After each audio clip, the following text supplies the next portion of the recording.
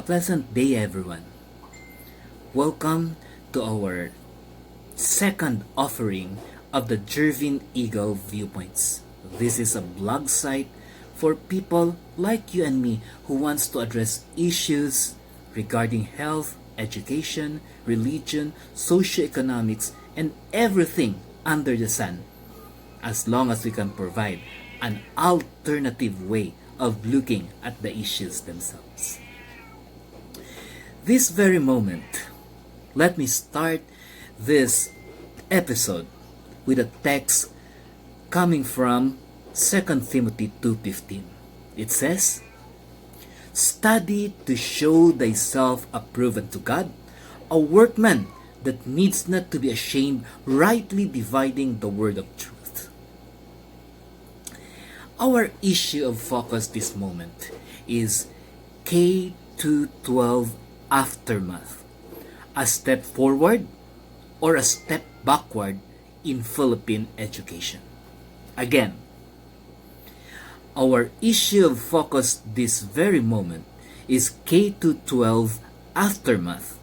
A step forward or a step backward in Philippine education.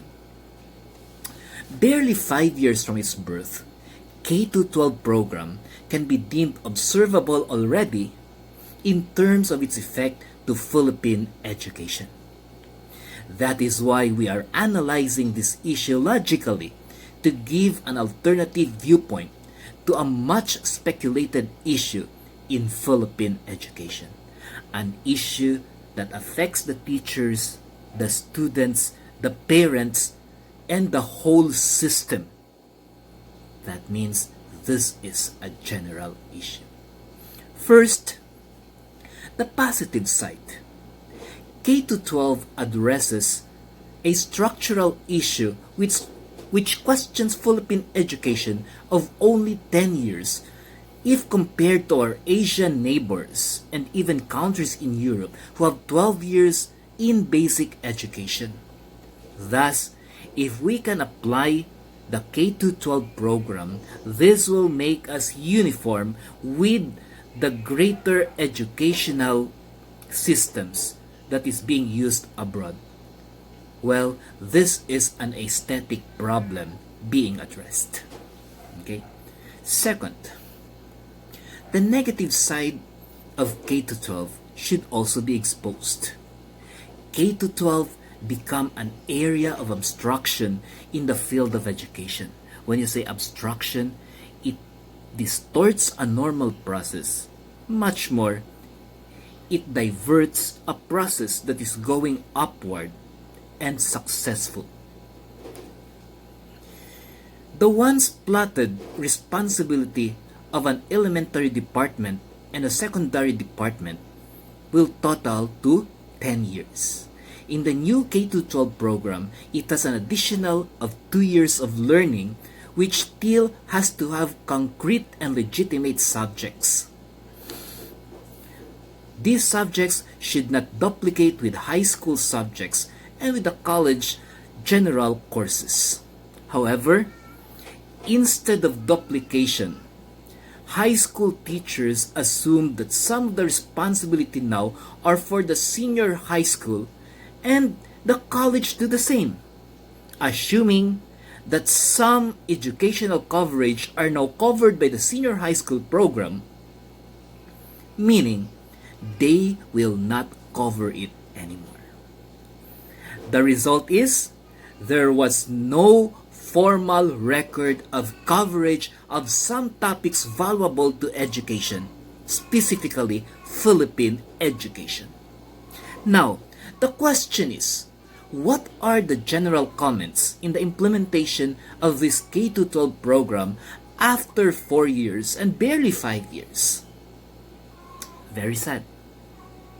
But the general impression is students now enter college generally unprepared. Unprepared. How? We have college students now who doesn't know how to read with simple comprehension. Reading is basically a ladderized educational skill that is learned from elementary to college, and this was never a structural problem before the implementation of the K-12 program. In short, we may have destroyed the effective ladder of education that we have prior to this program in terms of reading comprehension and maybe proficiency. A kind of ladder that makes Filipinos the best English speakers in the world when it comes to understandability. So, is K-12 bad after all?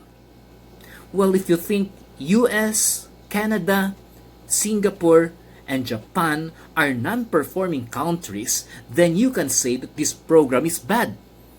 But in the first place, these countries are well off the charts, meaning this K-12 program is nonetheless excellent. It's not this program which is wrong. Again, K-12 program is excellent. Excellent. The only problem is Philippine educational system is not ready for it. It is just like holing a 20 diameter hole for a 30 diameter gadget that we need to bury past the hole, which is very impossible.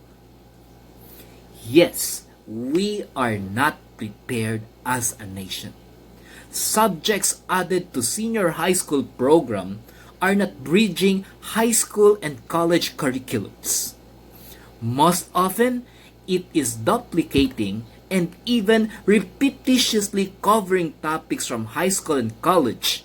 And worse, sometimes it neglects other subjects due to the fact that no one knows if who will cover the said subject.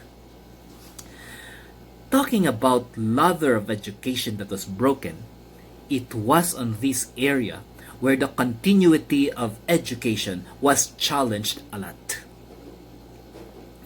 There are even instances wherein senior high school programs do not have qualified teachers to deal with them.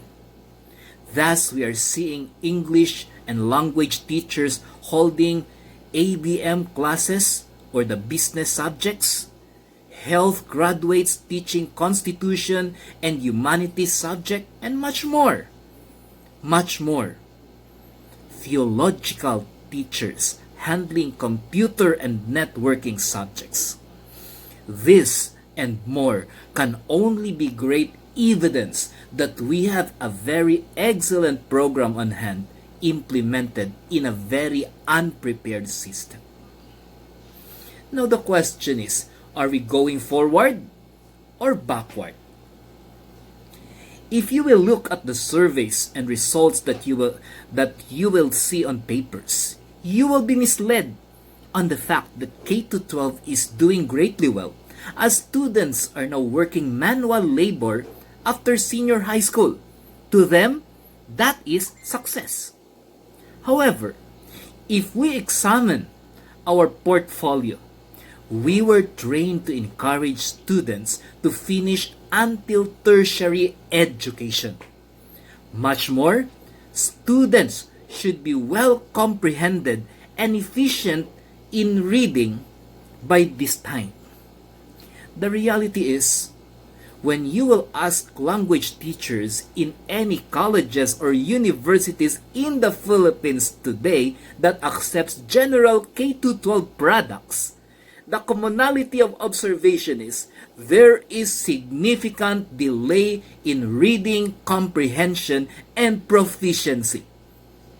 Believe me, ask colleges and universities and you will have this commonality of answer. Delay in reading, proficiency, and comprehension. There are a lot more resultants to surface, and this will not be as favorable as we expect them to be. Future problems will include strand misdirection Increasing need of bridging programs, this will not only double the work but will account for hours that should not have been a problem if the original program or problem was addressed. It is my humble submission as a college teacher myself, a former senior high school K-12 teacher myself, that K-12 program must be removed for a while, re-evaluate the subjects therein, review the pathway of its functionality, and offer preparatory trainings for teachers who will impose expertise in senior high school education, or in short, the K-12 program. Yes, I will reiterate my viewpoint. K-12 is not a bad program. In fact, it is an excellent program that can make Filipinos universally competent. The problem is, this is an excellent program applied to a very unprepared system. If this will not be given focus, this will detrimentally end up crashing. Let us temporarily hold K-12 and do the necessary technical and systemic preparation. When the time ripens, let us bring back stronger and more meaningful and more relevant K-12 program. This is Bros Gonzaga Jr. and my students call me Sir Noy. Until the next issue that we will be tackling here in JERVIN Eagle Viewpoints. And that's the way the eagle hooked the prey. God bless us all, and I hope that you will be with us in every issue that we will be tackling along the way.